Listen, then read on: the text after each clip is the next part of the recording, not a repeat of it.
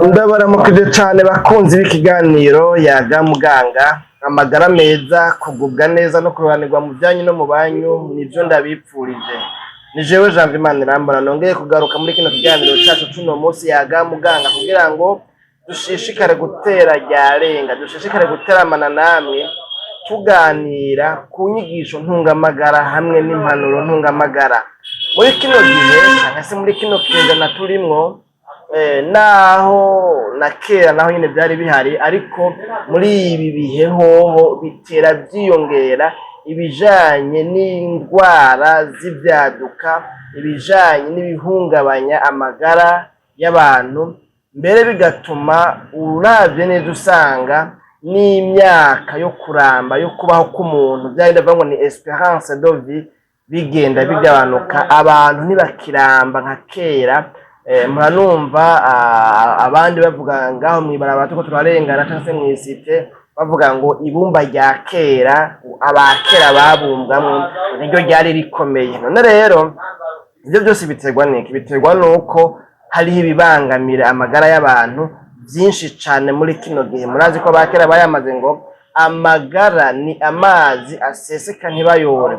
Aho burya baba bariko barerekana yuko amagara yacu utakaje amagara meza, utakaje ubuzima, ubugize ikibazo, ubugize sheke bigoye kuyikurayo, uba uhomvye ikintu gihambaye cane, bigoye gusubira mbere, ntibigoye ahubwo ntibikunda gusubira kugitora, ntibikunda gusubira kugisubiza.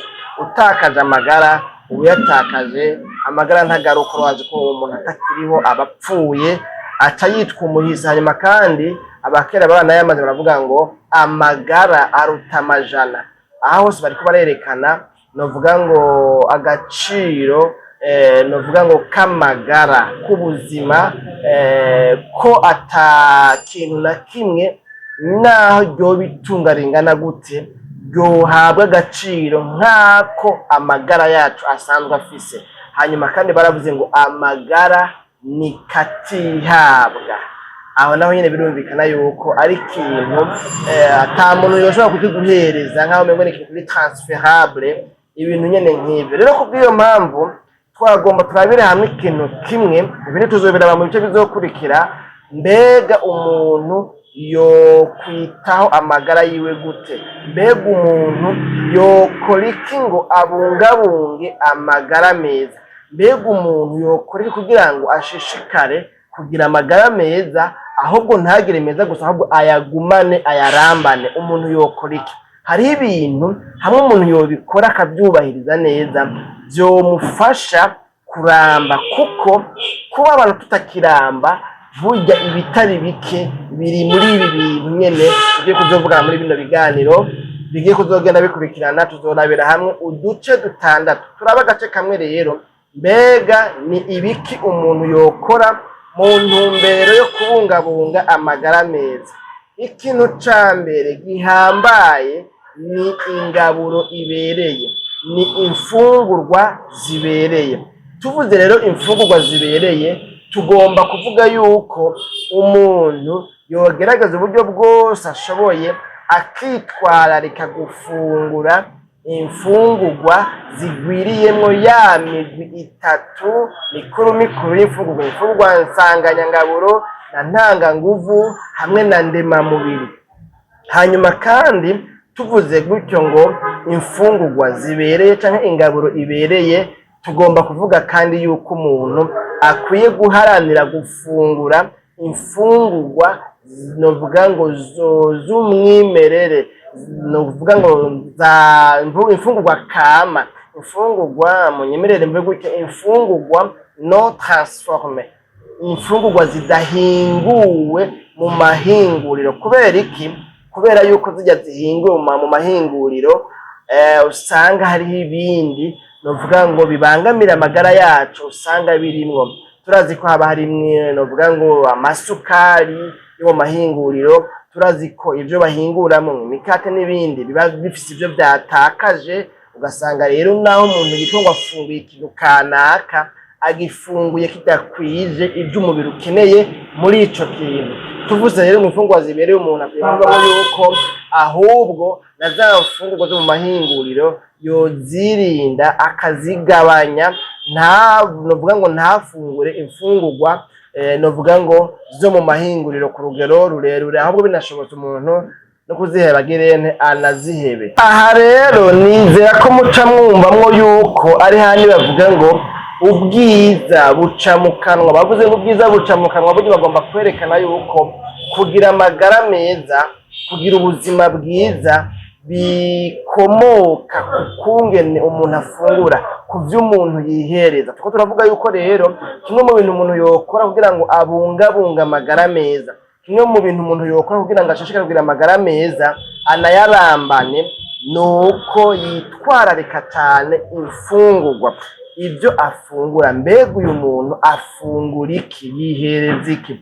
Nuko turavuga yuko rero umuntu iyo yihereza ibyo mu mahinguriro, ibyo bintu haba hari ibindi bintu novuga ngo by'amaproduit chimique umubiri wacu udakeneye, bifise ingaruka mbi ku magara yacu. Haba harimo novuga ngo n'ibinure, haba harimo n'ibinure, murazi yuko twavuze ko haba harimo amasukari n'imyunyu novuga ngo mu mahinguriro. Gutyo ugatusanga rero ibyo byose birashobora kugira bashobora guhungabanya amagara yacu mu gihe umuntu atahabereye maso. Tuvuze kandi imfungurwa zibereye, ingaburo ibereye, tugomba kuvuga yuko umuntu akeneye kubungabunga amagara meza ngo anayarambane, akwiye kwitwararika cyane no kwihereza ibinyobwa. Ngaha naho tuvugamo cyane ca kinyobwa OMS ishigikira, naco ni amazi. OMS ivuga ngo mu binyobwa byose bibaho ku isi, amazi nico kinyobwa kimwe rudende rwa dege amagara yacu akeneye kugira ngo tubeho dufise amagara meza. Ibindi byose, ya mivinyu, ya mafanta, ya maji, za nzoga n'ibindi byose abantu banwa, ngo ni question de loisir, ni ibijanye no kwinezereza gusa, ni ibijanye no kwiryohera.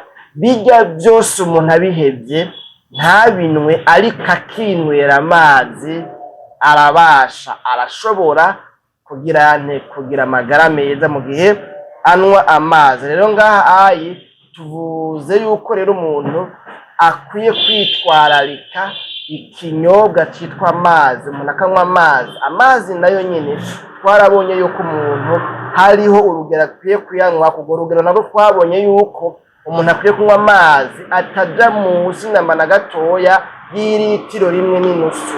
Ilitiro rimwe n'inusu naryo bingana na bya bikombe vya mirongo, bya bikombe vya plastike 3 ku munsi. Aho ni mu gihe bibonekana yuko umuntu ngo ashobora no kunywa ayasumbayo mu gihe umubiri yamusabye, mu gihe ari mu gihe cy'uruzuba, mu gihe hashushe, mu gihe yagize siporo akabira icuya cinshi agatakaza amazi, mu gihe novuga ngo yakoze akazi karuhisha cyane. Ibyo bihe byose birashobora gutuma umuntu akenera kunywa amazi ngo gushika no ku malitiro 4 ku munsi. Murumva yuko muri ico gihe umuntu abanyoye amazi atari make, mugabo kandi umubiri ubukeneye kuba hydrate, ubukeneye novuga ngo amazi kugira ngo woroherwe mu gukora ibikorwa byose bikenewe cyangwa se umubiri usabwa gukora. Muri ico gihe rero ngo umuntu akwiye kuzananywa amazi, no kuvuga ntirirenga amatajyo y'amazi, kandi binabaye byiza ahubwo ukazurashiraho ama intervalle agendeka.